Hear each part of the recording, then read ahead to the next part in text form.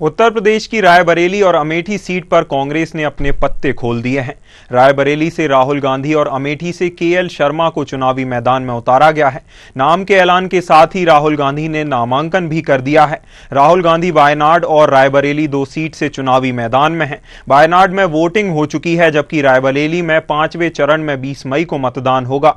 आपको बता दें कि राहुल गांधी पिछली बार भी वायनाड और अमेठी से 2 सीट से चुनाव लड़े थे, लेकिन उन्हें अमेठी से हार का सामना करना पड़ा था। वहीं स्मृति ईरानी ने अमेठी सीट से केएल शर्मा की उम्मीदवारी पर तंज कसते हुए कहा कि मेहमानों का स्वागत है, अतिथियों के स्वागत में कोई कोर कसर नहीं छोड़ेंगे। इतना ही कह दूं कि अमेठी से गांधी परिवार का न लड़ना इस बात का संकेत है कि कांग्रेस चुनाव में वोट पड़ने से पहले ही अमेठी से अपनी हार स्वीकार कर चुकी है। वहीं एमपी के सीएम यादव ने भी तंज कसा और कहा कि पहले राहुल गांधी अमेठी से हार कर केरल तक भाग गए थे, अब वायनाड से हार की आशंका के चलते रायबरेली भाग गए हैं। मेहमानों का स्वागत है।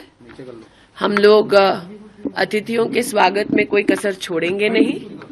इतना ही कह दूं कि अमेठी से गांधी परिवार का ना लड़ना इस बात का संकेत है कि कांग्रेस पार्टी चुनाव में एक वोट पड़ने से पहले ही अमेठी से अपना हार स्वीकार कर चुकी है, क्योंकि अगर उन्हें लगता कि यहाँ जीत की कोई भी गुंजाइश है तो वो यहाँ से लड़ते। प्रधानमंत्री नरेंद्र मोदी जी की तीसरी पारी को लेकर के जिस ढंग से वातावरण बना है, यही कारण है कि कांग्रेस पहले तो तय नहीं कर पा रही थी कि क्या करना चाहिए। पिछली बार अमेठी से हार करके राहुल गांधी केरल तक भागे थे। वायनाड से वहां से हार की आशंका मान करके पहले अमेठी का मन बनाते रहे, लेकिन स्मृति जी ने जो 5 साल काम किया है, 5 विधानसभा में 4 में जमानत जब तक रही पिछले चुनाव में, और जिस ढंग से मैं अभी वहाँ दौरा करके आया हूँ, नामांकन भरने में मैं स्वयं था।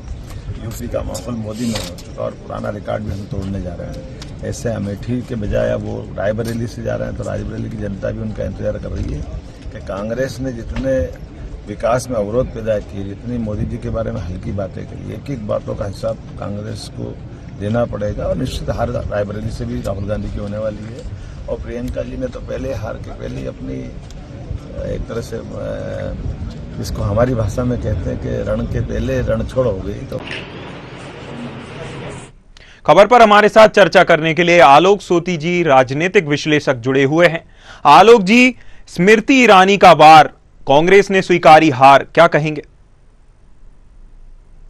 जी हाँ, बिल्कुल सही बात आपने कही है कि अमेठी और रायबरेली 2 एक सुरक्षित सीटें हैं कांग्रेस के लिए। 1967 में अमेठी जो है अस्तित्व में आई है और उसके बाद देखिए वहां पे कांग्रेस का वर्चस्व रहा जी। इमरजेंसी में 1977 में संजय गांधी वहां से एक बार चुनाव हारे थे, लेकिन उसके बाद आपने देखा कि जिस तरीके से राजीव गांधी जी आए वो हमेशा वहां से रहे, जीते। और पिछली बार आपने 2019 में देखा कि अमेठी से राहुल गांधी वहां से चुनाव हार गए थे। ऐसे में इस बात को देखना कि फिर से वहां पे आना, उसको काम करना, उसको फिर से अपनी हार को जीत में बदलने की हिम्मत राहुल गांधी जी लगता है इस बार नहीं दिखा पाए। इसलिए रायबरेली जो दूसरी सबसे सुरक्षित है, जहां से श्रीमती इंदिरा गांधी जी भी लड़ती थी और एक बार इमरजेंसी के बाद जो चुनाव हुआ था उसमें वो हारी थी, चिकमकलूर गई थी, वहां से चुनाव जीत के आई थी। लेकिन उसके बाद भी आपने देखा कि रायबरेली के लोगों ने उनकी हार पे बहुत अफसोस जाहिर किया और हमेशा उनसे दरखास्त की कि आप आइए। और सोनिया गांधी जी वहां आई और हमेशा वहां से चुनाव लड़ी और भारी मतों से विजयी हुई।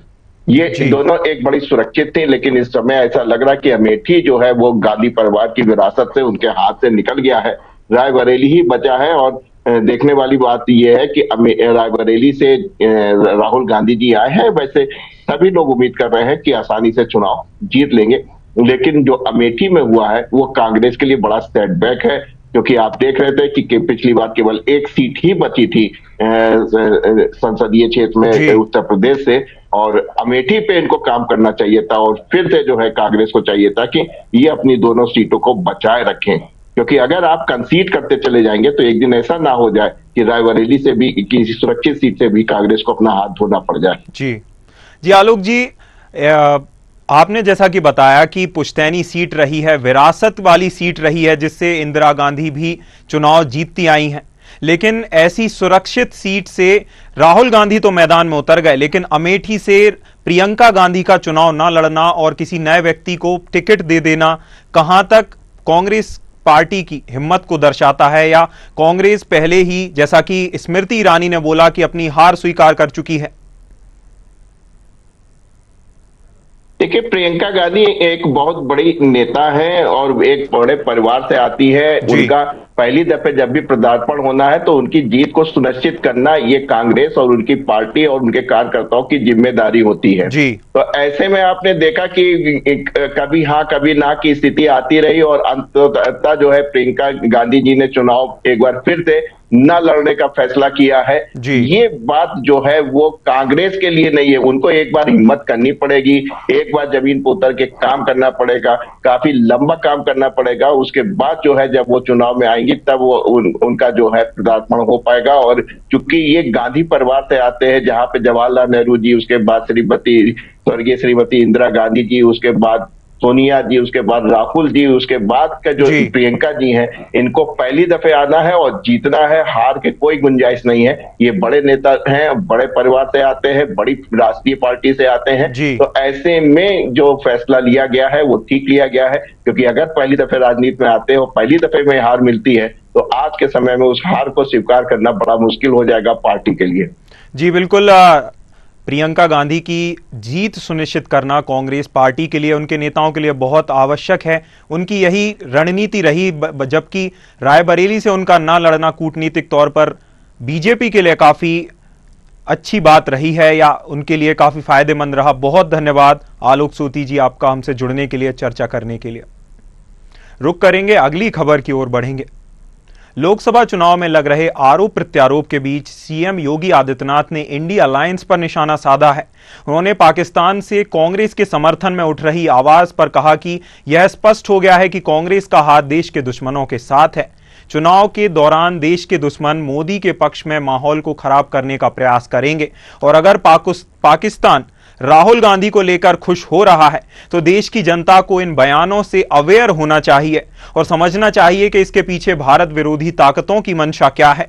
पाकिस्तान सरकार का एक पूर्व मंत्री जो बेशर्मी के साथ पुलवामा की घटना का समर्थन करता है, वही व्यक्ति आज राहुल गांधी को सपोर्ट कर रहा है। वहीं सीएम योगी आदित्यनाथ ने कहा कि अगर लोग राहुल गांधी को चुनते हैं तो देश में अराजकता का माहौल होगा, और अगर मोदी को चुनते हैं तो देश में शांति, सुरक्षा और खुशहाली की गारंटी है।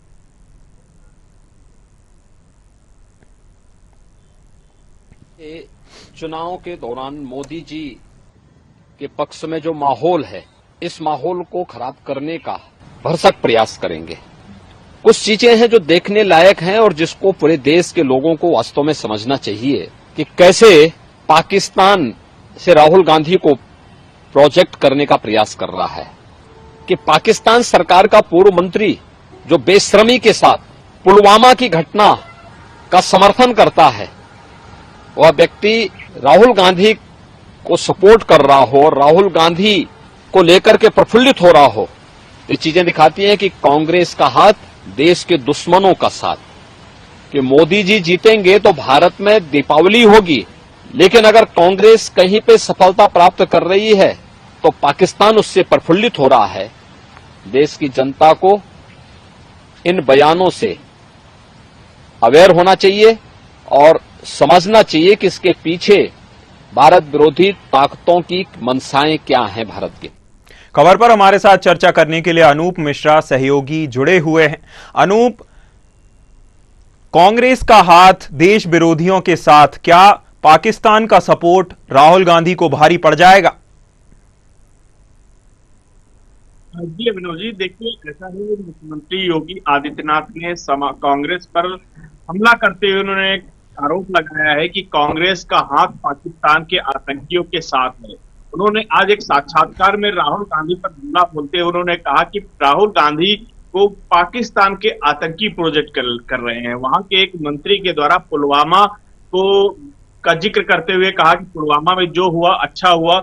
इस पर राहुल गांधी की भी बात उन्होंने की। राहुल गांधी यदि भारत में प्रधानमंत्री बनते हैं, कांग्रेस की सरकार भारत में बनती है, तो उसको कहीं न कहीं कांग्रेस को साथ पाकिस्तान को फायदा होगा।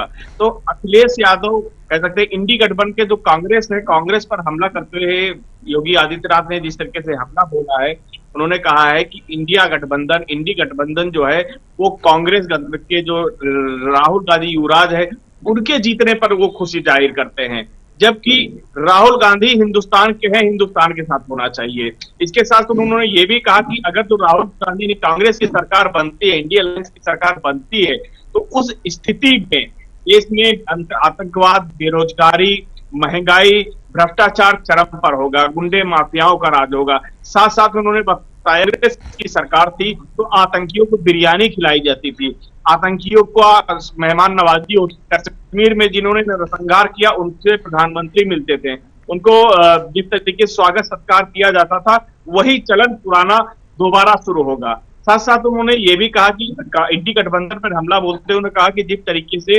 आतंकियों के, जिन्होंने बम ब्लास्ट किए, आतंकियों के जो केस वापसी का जो काम सपा सरकार में हो रहा था वो पुनः बदस्तूर जारी हो जाएगा।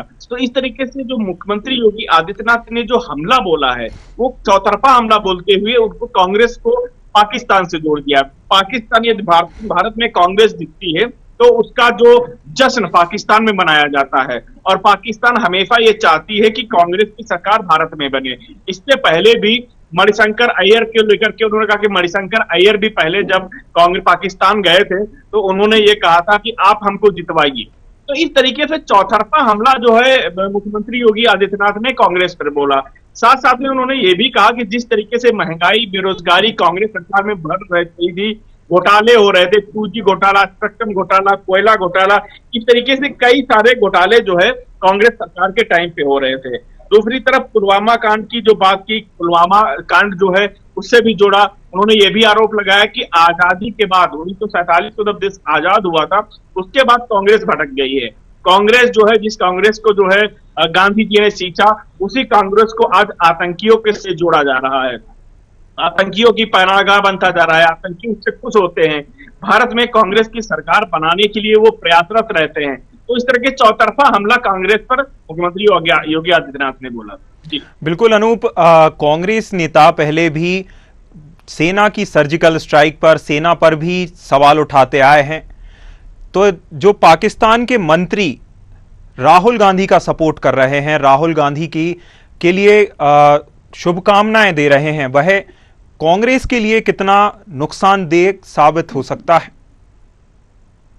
देखिए, जिस तरीके से आपको बता दें, इससे पहले भी कांग्रेस के जो नेता थे उन्होंने सर्जिकल स्ट्राइक को लेकर के कई बयानबाजी की। संदीप दीक्षित तो शीला दीक्षित के पुत्र हैं, उन्होंने भी जो है जो देश की सेना को गुंडे के रूप में प्रसारित किया था, एक बयानबाजी की थी। उसको भी लेकर के जो है सत्ता पक्ष ने विपक्ष पे हमला बोला था, भारतीय जनता पार्टी की सरकार ने हमला बोला था।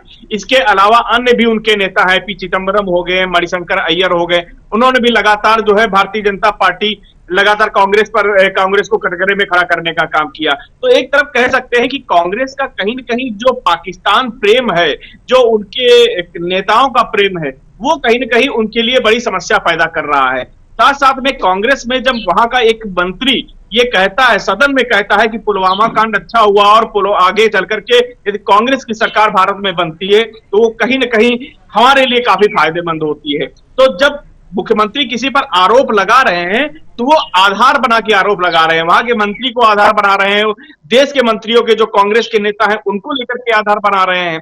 तो इस तरीके से अगर देखा जाए तो कांग्रेस अपने लिए खुद ही गड्ढा खोद रही है। कांग्रेस जब लगातार उनके जो बयानबाज जो मंत्री थे, जो बयानबाज नेता हैं, लगातार उनकी जब बयानबाजी आ रही तो कहीं ना कहीं कांग्रेस को सफाई देनी पड़ती है। इससे पहले भी आपको बता दें कि विरासत को लेकर के जो सर्वे, आर्थिक सर्वे को लेकर के, साथ साथ में मुस्लिमों को आरक्षण को लेकर के, इसके साथ साथ अन्य देशों चीन की बात की जाती है। तो चीन का जिस तरीके से कम्युनिस्ट पार्टी का राहुल गांधी के समर्थन में आना, ये भी कहीं न कहीं भारतीय जनता पार्टी को बैठे बिठाए मौका दे रहा है। तो कांग्रेस खुद अपने जाल में फंसती जा रही है। उनके जो बयानवीर नेता हैं, इसके साथ जिस तरीके से चंदे का भी जिक्र किया गया था पहले, की चंदा जो राहुल गांधी को पार्टी को चंदा मिला उनकी एनजीओ को चीन से, तो उसको लेकर के भी कहीं न कहीं जो है कांग्रेस को घेरते हुए नजर आए भारतीय जनता पार्टी के नेता। तो लगातार आपको बता दें कि कांग्रेस अपने जाल में फंसती जा रही है। वो कह सकते हैं कि बीजेपी की बिछाई हुई पिच पे दौड़ रही है, फाइटिंग कर रही है। साथ साथ में जिस तरीके से इस वक्त चुनाव के एक मध्य समय चल रहा है, चरम पर चुनाव चल रहा है, यहाँ पर अगर तो पाकिस्तान में कांग्रेस की बात हो रही तो कहीं ना कहीं साफ संदेश हो भारतीय जनता पार्टी को बैठे बिठाए एक मुद्दा मिल रहा है कांग्रेस पर हमला बोलने। बिल्कुल अनूप, कांग्रेस नेता अपने आप बिना मांगे बीजेपी को मुद्दे दे रहे हैं, बीजेपी को फुल टॉस दे रहे हैं कि आप तो आगे बढ़कर छक्का मारिए। बहुत धन्यवाद अनूप आपका, आप बने रहिए हमारे साथ हम आपसे आगे चर्चा करेंगे। तो रुख करते हैं, अगली खबर की ओर बढ़ते हैं। उत्तर प्रदेश की हॉट सीट कही जाने वाली मैनपुरी में नेताओं के ताबड़तोड़ दौरे जारी हैं, जहां सीएम योगी के रोड शो के अगले ही दिन सपा सुप्रीमो अखिलेश यादव ने मैनपुरी में जनसभा को संबोधित किया। वे यहां अपनी पत्नी डिंपल यादव का चुनाव प्रचार करने पहुंचे। अखिलेश यादव ने नेताजी का जिक्र करते हुए कहा कि मैनपुरी की पहचान किसी से छुपी नहीं है और देश में लोग मैनपुरी को नेताजी के क्षेत्र के रूप में ही जानते हैं। उन्होंने भाजपा पर निशाना साधते हुए कहा कि ये ब्रह्मांड के सबसे झूठे लोग हैं, इनसे हमारा संविधान बचाना है। वहीं अखिलेश यादव ने कहा कि पहले चरण से ही हवाओं का जो रुख रहा है उसने भारतीय जनता पार्टी को उखाड़ कर फेंक दिया है। पार्टी जिंदाबाद। संविधान को बचाने का चुनाव है। संविधान उनसे बचाना है जो ब्रह्मांड के सबसे झूठे लोग हैं। ये ब्रह्मांड के सबसे झूठे लोग हैं, उनसे हमें अपना संविधान बचाना है। संविधान बचेगा तो हमारा लोकतंत्र बचेगा, संविधान बचेगा तो हमारा आपका सम्मान बचेगा। बीजेपी हटेगी तो महंगाई कम होगी, बीजेपी हटेगी तो बेरोजगारी दूर होगी, बीजेपी हटेगी तो उत्तर प्रदेश में खुशहाली होगी। इसलिए आप सब लोग मदद कर देना, एक एक वोट साइकिल पे डाल देना। जहां तेज धूप है वहीं हवाएं कुछ राहत दे रही हैं, और ये जो हवाएं चल रही हैं, पहले चरण से ही जो हवाओं का रुख रहा है, उन हवाओं ने भारतीय जनता पार्टी।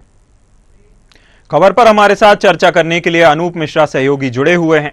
अनूप, नेताओं के ताबड़तोड़ दौरे जारी, किसका पलड़ा ज्यादा भारी?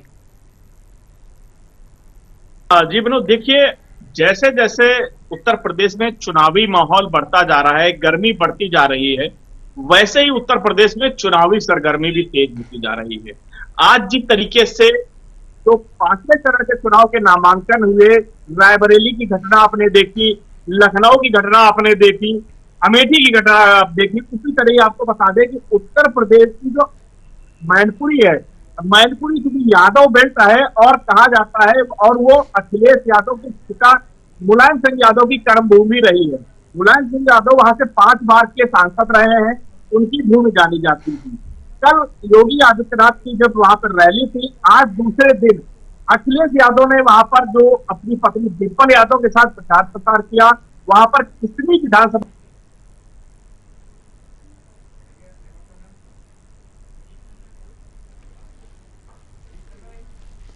तो अनूप से हमारा संपर्क टूट गया है। खबर पर दोबारा हमारे साथ अनूप चर्चा करने के लिए जुड़े हुए हैं। अनूप, मेरा सवाल आपसे वही रहेगा कि नेताओं के, राजनीतिक दल के नेताओं के दौरे लगातार जारी, किस दल का पलड़ा ज्यादा भारी? पहले चरण के चुनाव में ही हवाएं समाजवादी पार्टी की तरफ मुड़ गई है। इसके साथ साथ उन्होंने कहा कि जिस तरीके से जो भारतीय जनता पार्टी झूठ प्रचार फैला रही है, आरक्षण को खत्म करने का काम कर रही है, संविधान को खत्म करने का, बदलने का काम कर रही है, साथ साथ उन्होंने ये आरोप लगाया कि जिस तरीके से इलेक्टोरल बॉन्ड के नाम पे घोटाला कर रही है, वो सभी से छुपा नहीं है। मैं डिंपल यादव के समर्थन में जनसभा करते हुए उन्होंने कहा कि डिंपल यादव आपकी बहू है, लगातार आपके सुख दुख में हमेशा खड़ी रहती है और हमेशा खड़ी रहेंगी। उनके साथ साथ में उनके भतीजे तेज प्रताप यादव भी मौजूद थे। तेज प्रताप यादव वही है जो लालू यादव के दामाद हैं और कन्नौज से लोकसभा प्रत्याशी थे, जहां पर उनका टिकट काटकर स्वयं अखिलेश यादव वहां से लड़ रहे हैं।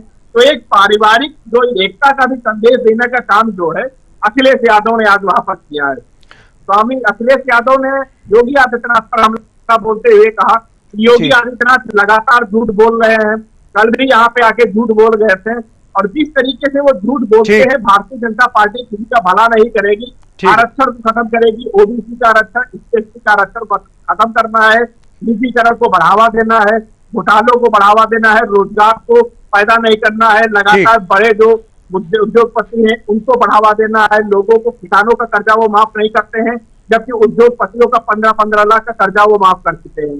तो इस तरीके से मुख्यमंत्री अखिलेश यादव ने लगातार मुख्यमंत्री पर हमला बोला, साथ ही भारतीय जनता पार्टी पर उन्होंने ये भी कहा कि दिल्ली के लोग आ रहे हैं यहाँ पर, दिल्ली के लोग भी डरे हुए हैं, मैनपुरी आ रहे हैं, कन्नौज आ रहे हैं, लगातार यहाँ डेरा डाले हुए हैं। तो ये जो हवा का रुख है ये कहीं के उनके विपरीत जा रहा है और ये इस लोकसभा में उनको 14 में लेके आई थी और 24 में उनको बाहर से बाहर कर देगी। बिल्कुल अनूप, एक और जहां भाजपा, कांग्रेस और जैसा कि आपने बताया सपा के गढ़ में भी एक के बाद एक सेंध लगाने में कामयाब होती दिख रही है, वहीं सपा और कांग्रेस अपना गढ़ बचाने में भी मुश्किल आ रही है सपा और कांग्रेस को। बहुत धन्यवाद अनूप हमारे साथ जुड़ने के लिए, हमारे साथ चर्चा करने के लिए। रुक करेंगे, अगली खबर की ओर बढ़ते हैं। छत्तीसगढ़ के घोर नक्सल बस्तर इलाके में नक्सलियों के खिलाफ लगातार महाअभियान जारी है, जहां 4 महीने में अलग अलग क्षेत्रों में पुलिस और नक्सलियों के बीच मुठभेड़ हो चुकी है, जहां इस दौरान 91 नक्सली ढेर हो गए हैं। साथ ही नक्सल प्रभावित बीहड़ों में सुरक्षा बल के जवानों की ओर से लगातार सर्चिंग की जा रही है। वहीं इन तमाम हालातों को देखते हुए रेंज के आईजी सुंदरराज पी ने समाज से भटके हुए नक्सलियों से अपील करते हुए शासन के पुनर्वास योजना के तहत आत्मसमर्पण करने की बात कही है। आइए देखते हैं आईजी ने क्या कुछ कहा। में बस्तर संभाग के अंतर्गत प्रतिबंधित एवं गैर कानूनी सीपी माओवादी संगठन के खिलाफ प्रभावी रूप से अभियान संचालित की गई, जिसके परिणाम स्वरूप लगभग विगत 3 महीने में 80 से अधिक माओवादियों का डेड बॉडी विभिन्न मुठभेड़ में बरामद की गई। AK-47 INSAS, SLR, LMG, 9mm pistol, इस प्रकार का काफ़ी बड़ी संख्या में ग्रेडेड हथियार भी माओवादियों के कैंप से बरामद किए गए थे। इन सब परिस्थिति को देखते हुए सीपीएम माओवादी संगठन के कैडर्स में एक प्रकार का बौखलाहट और डर बैठा हुआ, जिसके परिणाम अभी हाल फिलहाल में काफ़ी बड़ी संख्या में माओवादी कैडर आत्मसमर्पण भी कर रहा है। बस्तर संभाग के विभिन्न जिलों में भी काफ़ी बड़ी संख्या माओवादी द्वारा आत्मसमर्पण कर रहा है। हम अभी भी अपील करना चाहते जो क्षेत्र के जो स्थानीय माओवादी कैडर से, क्योंकि बाहर के जो माओवादी का नेतृत्व है उनका मेन मकसद ये रहता है, मतलब बस्तर क्षेत्र के जो स्थानीय युवा युवतियों को बलपूर्वक संगठन में भर्ती कराकर उन्हें एक ह्यूमन शील्ड के रूप में इस्तेमाल करके कभी भी मुठभेड़ होते उनका सामना करके जो शीर्ष माओवादी नेतृत्व पीछे से भाग जाते हैं। इस टाइप की परिस्थिति को देखकर उन्हें अभी भी अवसर है जो हथियार छोड़कर हिंसा त्याग करके समाज की मुख्यधारा में शामिल करने के लिए आत्मसमर्पण करें, ताकि क्षेत्र के विकास, क्षेत्र की सुरक्षा। खबर पर हमारे साथ चर्चा करने के लिए बी महेश राव संवाददाता बस्तर से जुड़े हुए हैं। बी महेश राव जी, नक्सल उन्मूलन अभियान लगातार जारी, लोन बराटू और नक्सल उन्मूलन कितना कारगर रहा सरकार की नजर से?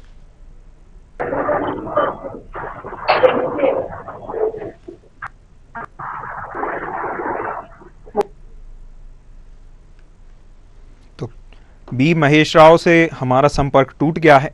जैसे खबर छत्तीसगढ़ से है, जहां छत्तीसगढ़ के घोर नक्सल बस्तर इलाके में नक्सलियों के खिलाफ सुरक्षा बलों का अभियान लगातार जारी है, जहां महाअभियान में लगातार सुरक्षा बलों को सफलता मिल रही है। बता दें कि 4 महीने में अलग अलग क्षेत्रों में पुलिस और नक्सलियों के बीच मुठभेड़ हो गई है, जहां इस दौरान 91 नक्सली ढेर हो गए हैं। आपको बता दें कि साथ ही नक्सली प्रभावित बीहड़ों में सुरक्षा बल के जवानों की ओर से लगातार सर्चिंग जारी है।